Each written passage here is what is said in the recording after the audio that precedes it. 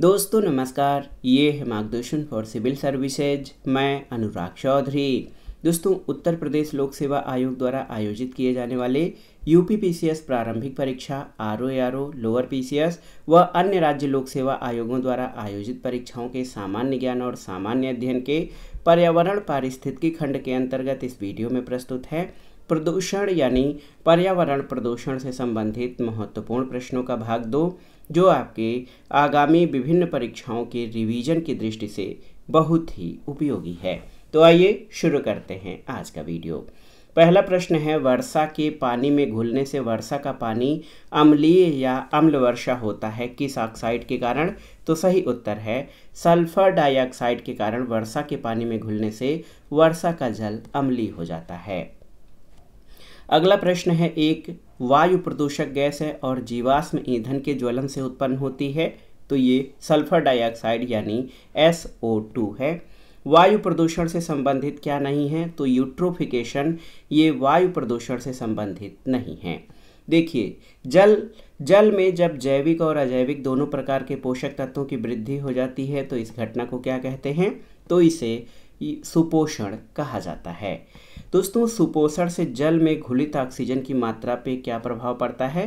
तो ये सुपोषण से जल में घुलित ऑक्सीजन की मात्रा कम हो जाती है और अन्य जीव जंतुओं के लिए जो है ये नुकसानदेह होता है। अगला है, अत्यधिक पोषकों की उपस्थिति में शैवालों का विकास तेजी से होने लगता है। इसको क्या कहते हैं? तो इसको एल्गल ब्लूम या शैवाल ब्लूम कहा जाता है।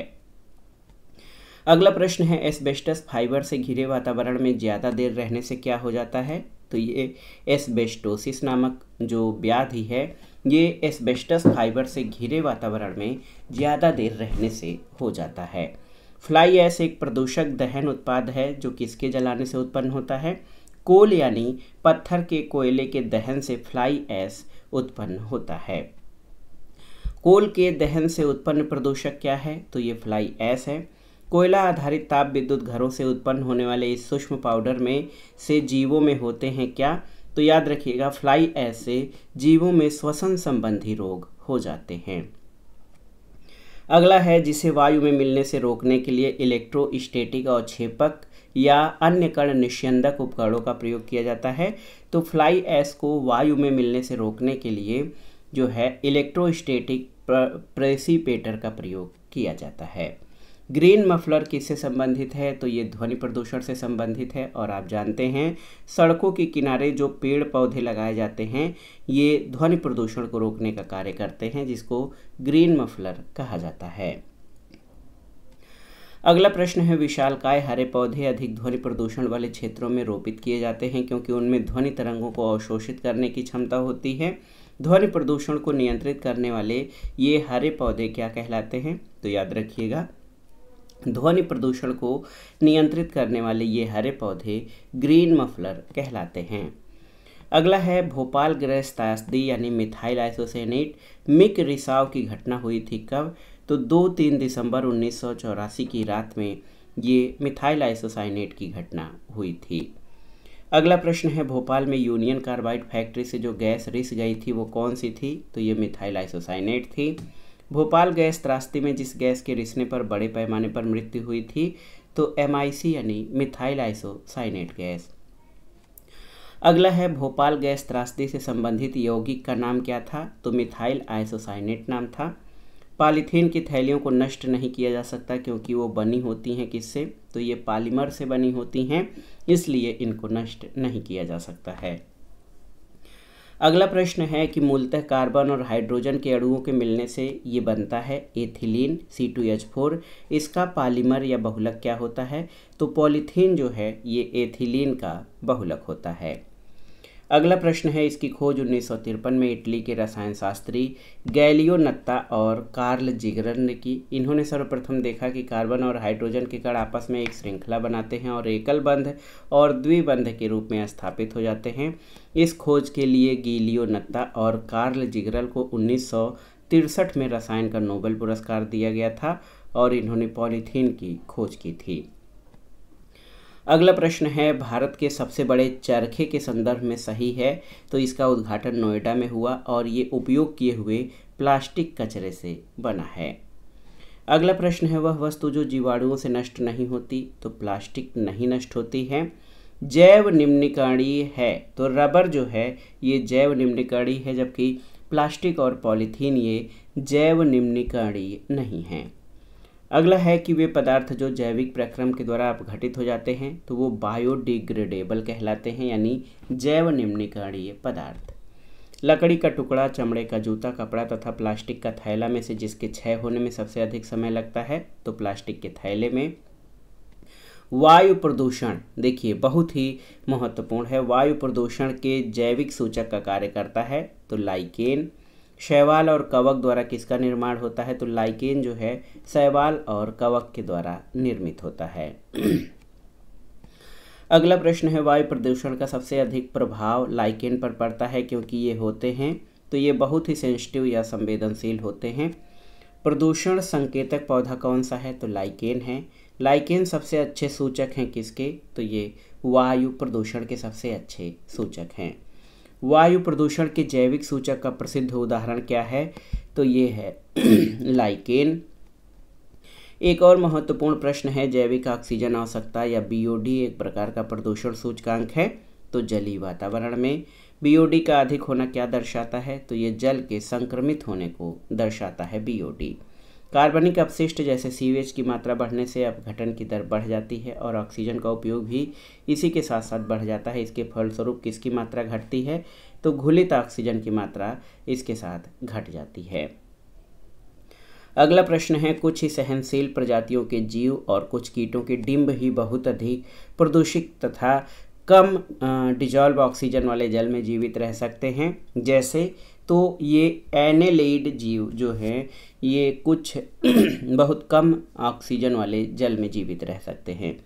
जिस जलाशय की डीओ का मान 8 मिलीग्राम प्रति लीटर से नीचे हो जाता है उसे रखा जाता है, तो इसको संक्रमित जल की श्रेणी में रखा जाता है। जिस जल में घुलित ऑक्सीजन का मान 8 मिलीग्राम से नीचे हो जाता है। अगला प्रश्न है, किसी जल क्षेत्र में बीओडी की अधिकता किसका संकेत देती है, तो ये संकेत देती है कि सीवेज से ये प्रदूषित हो रहा है। अगला प्रश्न है, नदी में जल प्रदूषण के निर्धारण के लिए घुली हुई मात्रा किसकी है, तो ये ऑक्सीजन की है। जैव उपचारण या बायो रेमेडिएशन से क्या तात्पर्य होता है, तो याद रखिएगा जीवों द्वारा पर्यावरण से विषैले पदार्थों का निष्कासन जो है ये जैव उपचारण कहलाता है। इसके द्वारा किसी विशेष स्थान पर पर्यावरणीय प्रदूषकों के हानिकारक प्रभाव को समाप्त किया जा सकता है। ये जैव रासायनिक चक्र के माध्यम से कार्य करता है, तो ये है जैव उपचारण या बायो रिमीडिएशन। अगला प्रश्न है बहुत ही महत्वपूर्ण है, जैवोपचार यदि प्रदूषण प्रभावित क्षेत्र में किया जाता है तो इसे क्या कहा जाता है, इसे स्वस्थानीय या इन सीटू बायो रिमीडिएशन कहा जाता है। ये प्रदूषित पदार्थ को किसी अन्य जगह पर ले जाकर इस तकनीक का प्रयोग किया जाता है, तब इसे क्या कहते हैं, तो इसको एक्स-सीटू बायो रिमीडिएशन कहा जाता है। प्रदूषकों को जड़ों और पत्तियों में संग्रहित कर जैवोपचार की क्रिया करना क्या कहलाता है, तो फाइटो एक्सट्रैक्शन या फाइटो निष्कर्षण कहलाता है। प्रदूषकों को जड़ों और पत्तियों में संग्रहित करके जब जैवोपचार किया जाता है। कौन सी गैस है जल प्रदूषक नहीं है, तो सल्फर डाइऑक्साइड से जल प्रदूषण नहीं होता है बल्कि वायु प्रदूषण होता है। आर्सेनिक के द्वारा जल प्रदूषण सर्वाधिक कहाँ पर है, तो याद रखिएगा दोस्तों पश्चिम बंगाल में आर्सेनिक के द्वारा जल प्रदूषण सर्वाधिक है। अगला प्रश्न है, भारत के गंगा ब्रह्मपुत्र के मैदानी इलाकों और बांग्लादेश के पद्मा मेघना के मैदानी इलाकों में भूमिगत जल अधिक दूषित है किससे, तो ये आर्सेनिक प्रदूषण से। भारत के 7 राज्यों पश्चिम बंगाल, झारखंड, बिहार, उत्तर प्रदेश, असम, मणिपुर तथा छत्तीसगढ़ के राजनांदगांव में भूमिगत जल अत्यधिक प्रभावित है किससे, तो ये आर्सेनिक प्रदूषण से। चेरनोबिल दुर्घटना संबंधित है, तो ये नाभिकीय दुर्घटना है और ये चेरनोबिल जो परमाणु संयंत्र है यूक्रेन में स्थित था। अगला है वायु प्रदूषण, जल प्रदूषण, ऊष्मीय प्रदूषण और ध्वनि प्रदूषण में से नाभिकीय ऊर्जा का उपयोग प्रायः कारक होता है किसका, तो ये ऊष्मीय प्रदूषण का। सोवियत रूस में चेरनोबिल स्थित परमाणु केंद्र में नाभिकीय दुर्घटना हुई थी, तो ये 26 अप्रैल 1986 को चेरनोबिल नाभिकीय दुर्घटना हुई थी। अगला है विघटित होते रेडियो एक्टिव न्यूक्लियाइड से उत्पन्न होने वाले विकिरण का स्रोत क्या है? तो रेडियो एक्टिव प्रदूषण होता है विघटित होते हुए रेडियो एक्टिव न्यूक्लाइड से। अगला है विकिरणों के प्रभाव से जीवों के आनुवांशिक गुणों पर प्रभाव पड़ता है, तो ये अत्यंत हानिकारक प्रभाव पड़ता है। जैविक रूप से अपघटित होता है, तो मल ये जैविक रूप से अपघटित हो जाता है। स्वचालित वाहन निर्वातक का सबसे अविषालु धातु प्रदूषक कौन सा है? तो लेड है। स्वचालित वाहन या ऑटोमोबाइल में एंटी नॉकिंग एजेंट के रूप में किसका प्रयोग होता है? तो लेड या शीशा का प्रयोग होता है दोस्तों स्वचालित वाहनों में। देखिए, सेंट्रल नर्वस सिस्टम या केंद्रीय तंत्रिका तंत्र, मस्तिष्क, पाचन तंत्र इत्यादि प्रभावित होते हैं किससे? तो लेड से। पेयजल में कैडमियम की अधिकता से होता है कौन सा रोग? तो इटाई रोग कैडमियम की अधिकता से होता है। पारा युक्त जल पीने से हो जाता है मिनीमाटा रोग।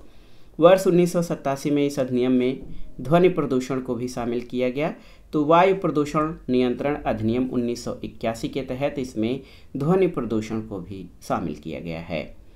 और देखिए जनवरी माह में उत्पन्न मौसमी कारक जो उत्तर भारत में असाधारण ठंड का कारण बना था वो लानीना था। और अपने प्रदूषकों के कारण कौन सी नदी जैविक मरुस्थल कहलाती है? तो याद रखिएगा दामोदर नदी जैविक प्रदूषक कहलाती है। यमुना, गोमती, सई और तमसा में से कौन सी उत्तर प्रदेश की नदियां पर्यावरण प्रदूषण के कारण जैविक आपदा घोषित हो गई हैं? तो ये यमुना और गोमती नदियां हैं। सरसों के बीज के अपमिश्रक के रूप में सामान्यतः किसे प्रयोग में लाया जाता है? तो आर्जीमोन के बीज को। और आर्जीमोन मैक्सिकाना मैक्सिको में पाई जाने वाले पोस्ते की एक प्रजाति है। सरसों के तेल में इसकी मिलावट से जो महामारी फैल सकती है वो कौन सी है? तो ये है ड्राप्सी। अगला है भारत के समुद्री जल में हानिकारक शैवाल प्रस्फुटन में हो रही वृद्धि पर चिंता व्यक्त की गई है। इसके वृत्ति के क्या कारक हो सकते हैं? तो ज्वारनद मुख से पोषकों का प्रस्राव, मानसून में भूमि से जलवाह और समुद्र में उत्प्रवाह, ये सभी जैव शैवाल प्रस्फुटन में हो रही वृद्धि के कारक हैं। अगला प्रश्न है एशियाई भूरा बादल 2002 में कहाँ पर फैला था? तो दक्षिण एशिया में। एशियाई ब्राउन क्लाउड या एशियाई भूरा बादल उत्पन्न होता है किससे? तो ये वायु प्रदूषण से उत्पन्न होता है। अगला प्रश्न कथन कारण से है। कथन है जाड़े की ऋतु में दिल्ली में वायु प्रदूषण स्तर जो है उच्च स्तर का रहता है, बिल्कुल सही है। मोटर गाड़ियों में दहन प्रक्रिया जाड़े में बढ़ जाती है, तो ये सही नहीं है। यहाँ पर ए सही किंतु आर गलत है। अगला प्रश्न है एक रंगहीन गंधहीन रेडियो एक्टिव अक्रिय गैस कौन सी है? तो ये रेडान है। फेफड़े का कैंसर और रक्त कैंसर होने की संभावना किस गैस से होती है? तो रेडान गैस से। घरेलू गतिविधियों के कारण उत्पन्न होने वाले वायु प्रदूषण को क्या कहा जाता है? तो घरेलू वायु प्रदूषण कहा जाता है। अगला प्रश्न है दोस्तों WHO के अनुसार प्रतिवर्ष लाखों लोगों की मृत्यु होती है किससे? तो घरेलू वायु प्रदूषण के कारण। सिगरेट के धुएं में मुख्य प्रदूषक कौन सा है? तो ये कार्बन मोनोऑक्साइड और बेंजीन है। शरीर में श्वास अथवा खाने से पहुंचा शीशा स्वास्थ्य के लिए हानिकारक है। पेट्रोल में शीशे का प्रयोग प्रतिबंधित होने के बाद से अब शीशे की विषाक्तता उत्पन्न करने वाले स्रोत कौन से हैं? तो प्रगलन इकाइयां और पेंट से जो है शीशे की विषाक्तता उत्पन्न होती है।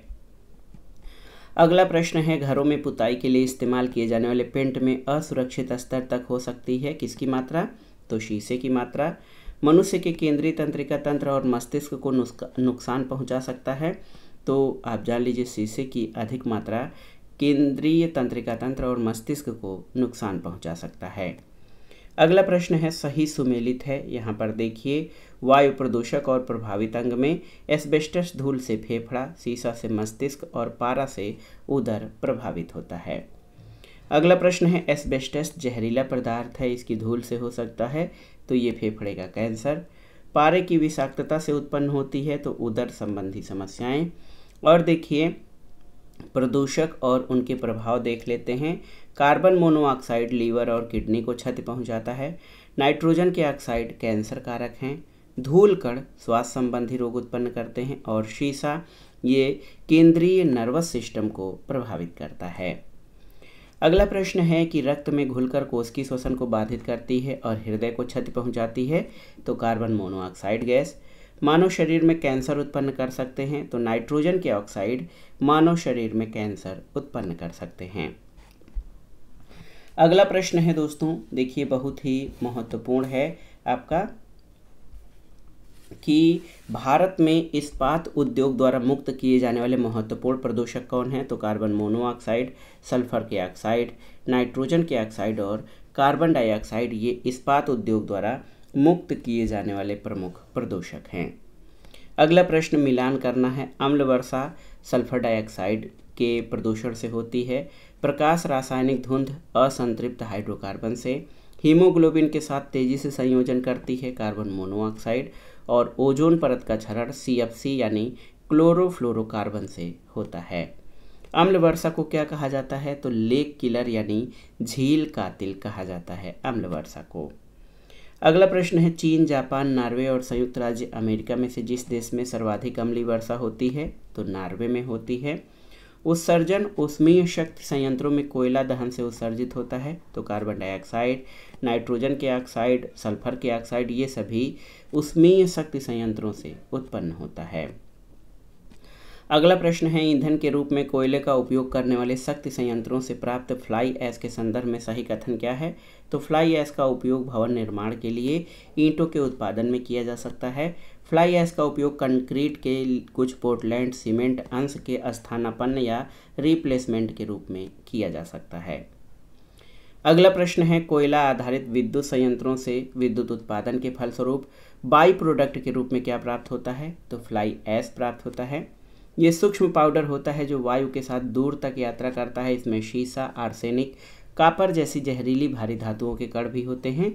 तो फ्लाई ऐश में अनाजों और तिलहन के अनुपयुक्त रखरखाव और भंडारण के परिणामस्वरूप आविशों का उत्पादन होता है, जिन्हें एफ्लाटॉक्सिन के नाम से जाना जाता है, जो सामान्यतः भोजन बनाने की आम विधि द्वारा नष्ट नहीं होते। जिसके द्वारा उत्पादित होते हैं वो क्या है? तो वो फफूंदी है। मुख्यतया एस्परजिलस फ्लेवस के द्वारा उत्पन्न होता है क्या? तो एफ्लाटॉक्सिन। और देखिए, एफ्लाटॉक्सिन में एक कैंसर जनक पदार्थ होता है जो उत्पन्न करता है क्या? तो ये लीवर कैंसर का कारक होता है एफ्लाटॉक्सिन। वायु प्रदूषण की रोकथाम की एक यंत्रीय विधि नहीं है। तो साइक्लोन डिवाइडर ये वायु प्रदूषण की रोकथाम की यंत्रीय विधि नहीं है।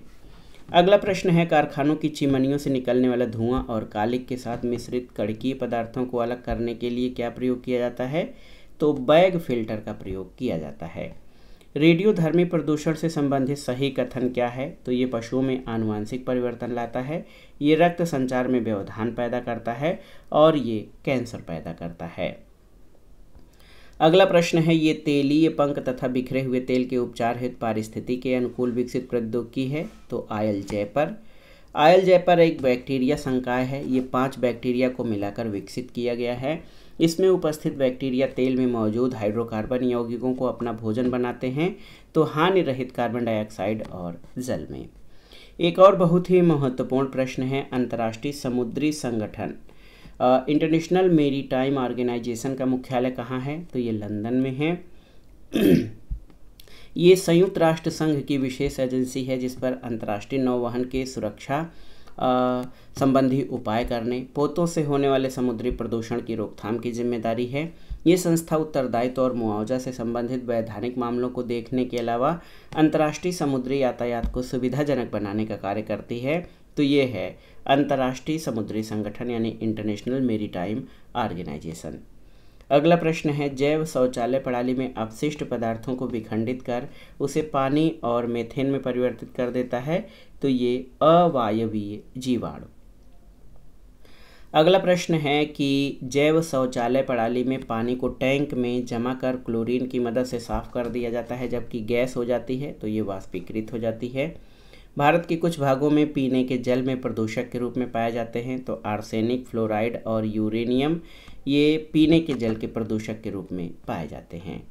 अगला प्रश्न है, नॉक-नी संलक्षण उत्पन्न होता है तो फ्लोराइड के प्रदूषण द्वारा, और यद्यपि पानी में अल्प मात्रा में उपलब्ध होता है जो मसूड़ों और दांतों को संरक्षण प्रदान करता है, परंतु इसका अत्यधिक सांद्रण फ्लोरोसिस नामक रोग का कारण बनता है। अत्यधिक फ्लोराइड को ग्रहण करने के परिणामस्वरूप किसकी संभावना बढ़ जाती है? तो ये हम्प्ड बैक या कुबड़ पीठ होने की। अगला प्रश्न है, देखिए पैरों के मुड़ने या बेंडिंग का कारण हो सकता है जिसे नाकनी संलक्षण कहते हैं। तो उच्च फ्लोराइड संग्रहण, इससे पैर मुड़ सकते हैं। अगला है, कैल्शियमी पाद प्लवक की वृद्धि और उत्तरजीविता प्रतिकूल रूप से प्रभावित होती है। प्रवाल भित्ति की वृद्धि और उत्तरजीविता प्रतिकूल रूप से प्रभावित होगी।